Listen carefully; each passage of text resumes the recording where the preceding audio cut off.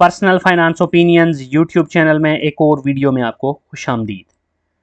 आज की ये वीडियो पोर्टफोलियो डाइवर्सिफिकेशन के हवाले से है, जिसमें मैं डिस्कस करूंगा कि अगर आप स्टॉक मार्केट में इन्वेस्टमेंट करते हैं और ख़ास तौर पर उन लोगों के लिए जो कि लॉन्ग टर्म इन्वेस्टर हैं या शॉर्ट टर्म और मीडियम टर्म इन्वेस्टमेंट करते हैं,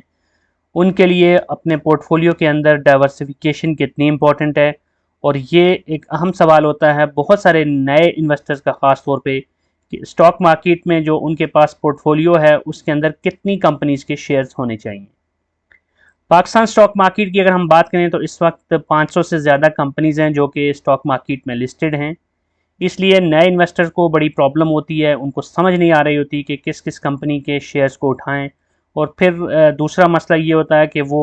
बजाय इसके कि प्रॉपर रिसर्च करें, सुनी सुनाई बातों के ऊपर भी बहुत सारी कंपनीज़ के शेयर्स उठाते रहते हैं। और इस तरह करते करते उनका जो पोर्टफोलियो होता है उसके अंदर जो नंबर ऑफ़ कंपनीज़ होती हैं और उनके शेयर्स जो होते हैं वो बहुत ज़्यादा हो जाते हैं।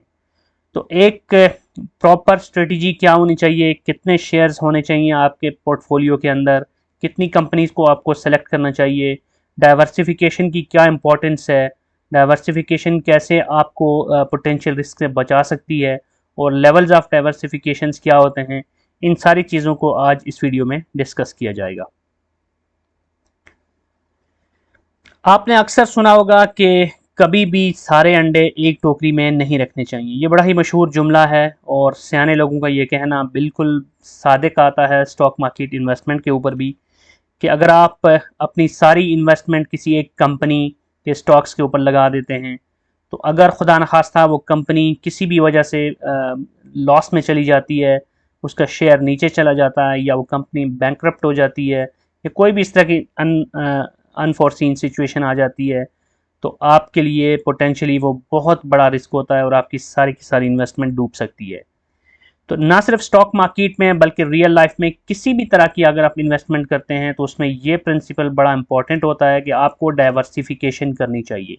डाइवर्सिफिकेशन का मतलब ये होता है कि आपको मल्टीपल ऑप्शंस यूज़ करने चाहिए, और जो भी आप इन्वेस्टमेंट करते हैं, हाँ वो छोटी इन्वेस्टमेंट है, बड़ी इन्वेस्टमेंट है या किसी भी तरह की इन्वेस्टमेंट है, उसमें आपको मुख्तलिफ कंपनीज़ के अंदर यानी कि मुख्तलिफ ऑप्शंस के अंदर आपको पैसा डालना चाहिए, ताकि खुदा न खास्ता कुछ कंपनीज या कुछ ऑप्शंस फेल भी हो जाते हैं तो उनका जो रिस्क है वो जो दूसरे आपके ऑप्शंस हैं उससे मिटिगेट हो सके। इसका मतलब ये हुआ कि स्टॉक मार्केट में जब आप इन्वेस्टमेंट कर रहे हैं तो आप ना सिर्फ ये कि मुख्तलिफ कंपनीज़ के अंदर इन्वेस्ट करें बल्कि मुख्तलिफ सेक्टर्स के अंदर इन्वेस्ट करें। और इस तरह अगर किसी खास कंपनी या किसी खास सेक्टर के अंदर किसी रीज़न की वजह से कोई प्रॉब्लम भी आती है तो आपके जो ओवरऑल लॉसेस हैं वो दूसरी जो कंपनीज़ हैं या जो दूसरी आपकी इन्वेस्टमेंट्स हैं उसकी वजह से बहुत हद तक मिटिगेट हो जाते हैं। अब हम ज़रा बात करेंगे कि जो डाइवर्सिफिकेशन होती है उसके लेवल्स कितने होते हैं। ये लेवल समझना आपके लिए इसलिए इम्पॉर्टेंट है कि इस बेस पे आप बेहतर तौर पे फिर अपने पोर्टफोलियो को मुतनव्वे बना सकते हैं, उसमें डाइवर्सिफिकेशन कर सकते हैं और प्रॉपर तरीके से आप अपने पोर्टफोलियो को बिल्ड कर सकते हैं कि जिसमें एक ऐसा एक प्रॉपर बैलेंस हो कि आपको किसी किस्म का वो सिचुएशन ना हो कि अगर मार्केट के अंदर एक ख़ास सेक्टर या एक ख़ास कंपनी डाउन चली जाती है तो आप उसकी वजह से पैनिक हो जाएं। जो पहला लेवल ऑफ डाइवर्सिफिकेशन होता है वो एक सिंपल लेवल होता है जिसमें आप किसी एक सेक्टर का इंतखाब करते हैं स्टॉक मार्केट में और उस सेक्टर में से आप दो या दो से ज़्यादा कंपनियों के शेयर में सरमायाकारी कर लेते हैं। फॉर एग्ज़ाम्पल आप के पास एक मामूली सरमाया है और आप बहुत ज़्यादा डाइवर्सिफिकेशन में नहीं जा सकते, तो एक आप रिसर्च करके एक सेक्टर चुनते हैं। जैसे हम मिसाल ले लेते हैं पावर सेक्टर की, कि आपको लगता है कि पावर सेक्टर पाकिस्तान में अच्छा परफॉर्म कर रहा है या फ्यूचर में अच्छा परफॉर्म करेगा बेस्ड ऑन योर रिसर्च, तो फिर आप उस सेक्टर का इंतखाब करके उस सेक्टर में से कुछ दो या दो से ज़्यादा कंपनीज़ को ले सकते हैं। जैसे आपने EPQL को ले लिया, NCPL को ले लिया, हब को ले लिया या कैपको को ले लिया, जस्ट नेम अ फ्यू। तो आप कोई भी इस तरह की कंपनीज ले सकते हैं। तो अगर आप एक सेक्टर के अंदर एक से ज़्यादा कंपनीज के शेयर्स लेते हैं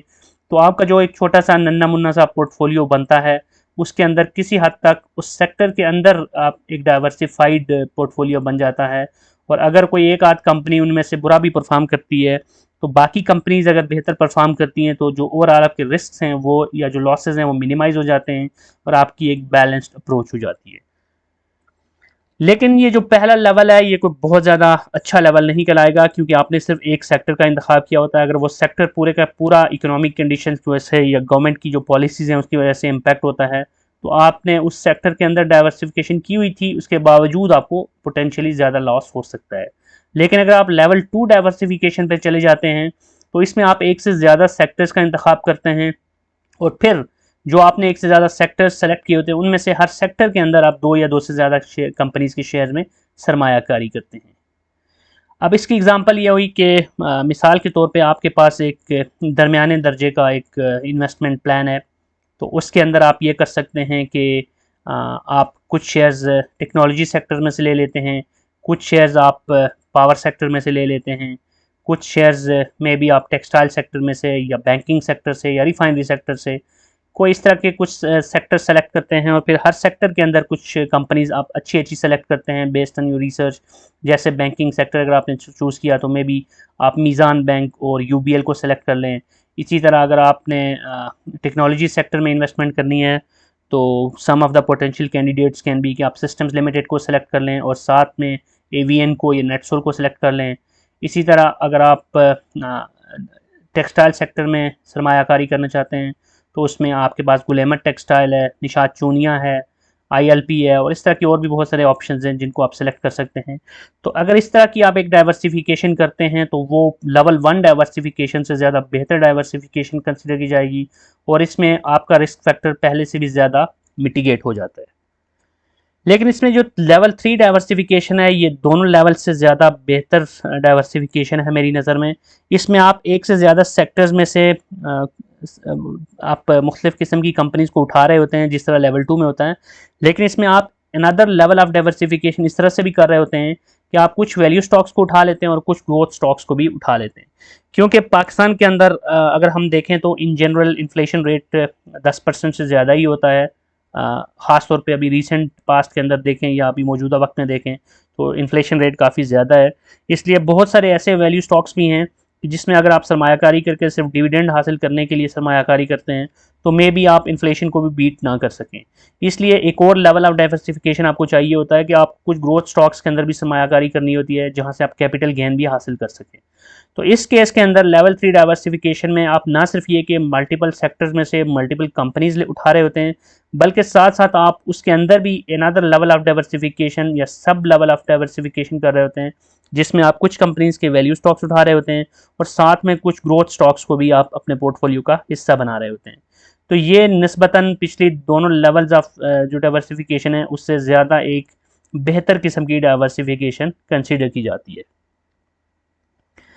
अब हम बात करते हैं कि आपका जो पोर्टफोलियो होना चाहिए उसमें कितनी कंपनियों के शेयर्स होने चाहिए। याद रखिए कि ये पूरी वीडियो जिसमें जो जितनी भी मैं बातें कर रहा हूँ ये इन्वेस्टर्स के लिए हैं, ये स्पेकुलेटर्स के लिए नहीं है, ट्रेडर्स के लिए नहीं है। क्योंकि ट्रेडर्स की ज़िंदगी में एक पोर्टफोलियो इस तरह का बिल्ड करना या उसको लॉन्ग टर्म लेके चलना इंपॉर्टेंट नहीं होता। ट्रेडर्स तो मे बी के सुबह के टाइम पे कुछ चीज़ लेते हैं तो वो घंटे के अंदर फ़रोख्त कर सकते हैं, डे ट्रेडिंग कर रहे होते हैं, इंट्रा डे कर रहे होते हैं या स्विंग ट्रेडिंग कर रहे होते हैं। तो ये उस केस में नहीं है, ये उन लोगों के लिए जो कि एक प्रॉपर सरमायाकारी करना चाहते हैं स्टॉक मार्केट में, लॉन्ग टर्म या मीडियम टर्म या इवन के शॉर्ट टर्म भी हो सकती है, कुछ महीनों की भी हम कह सकते हैं। लेकिन अगर आप सिर्फ ट्रेडर हैं तो शायद आपके लिए ये सारी चीज़ें एप्लीकेबल नहीं होंगी।